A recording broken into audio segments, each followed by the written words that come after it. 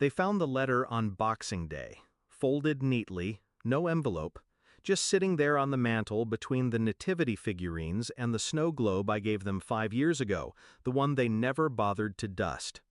Mom screamed first. Dad followed. My sister just stood there, mouth half open, as if choking on her guilt. I wasn't there to hear it. That was intentional.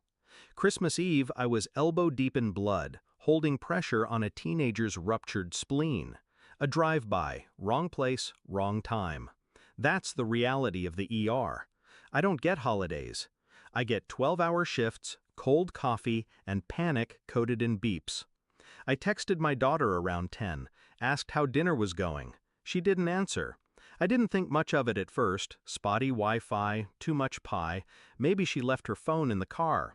But when I got home, she was there, alone, curled on the couch, makeup smudged, still wearing the green dress we picked out together, the one she'd been so excited to show Grandma.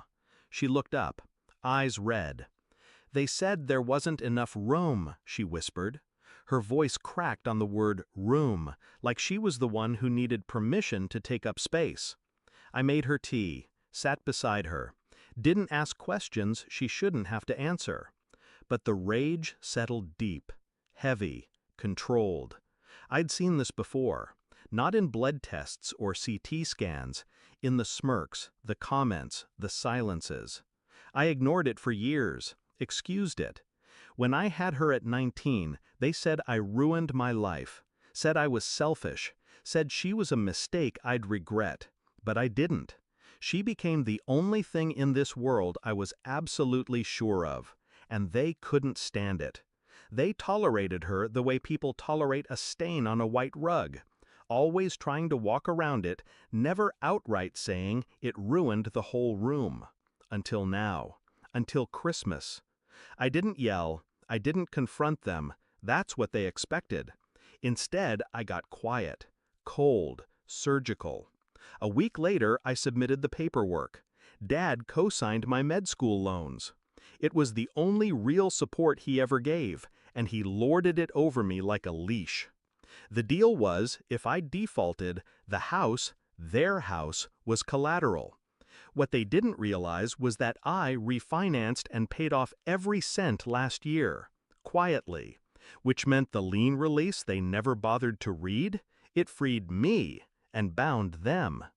I'd also been funding their emergencies, property tax, roof repair, mom's dental surgery, all through my private account, traced, documented, recategorized as loans. No more gifts, just debts. And my sister? She was counting on me to co-sign her kids' tuition. I signed something all right, just not what she thought. I wrote one letter, just one. I'm not angry, I'm awake. You had one job, love her. That seat you denied her at your table, it cost you your place at mine. I included an itemized spreadsheet of every dollar I was reclaiming. I gave them 90 days. No contact, no pleading, just terms. Christmas Day, I made pancakes with my daughter. We stayed in pajamas, watched Die Hard, opened gifts we bought each other with inside jokes and whispered guesses. She didn't know what I was doing behind the scenes. She didn't need to. She just needed to be a kid again, not someone begging for a seat from people who never saw her as worthy. When word spread, the phone calls started. Voicemails stacked like bodies. "How could you do this to us? Don't punish your family over a misunderstanding. Think of your father's blood pressure." Not once did they say her name. Not once did they apologize. They thought they could guilt me into undoing it. That I was still that scared teenage girl they once cornered in the kitchen, waving college brochures like ultimatums.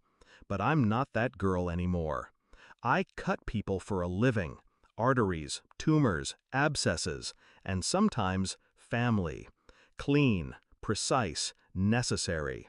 On the 91st day, I received a check.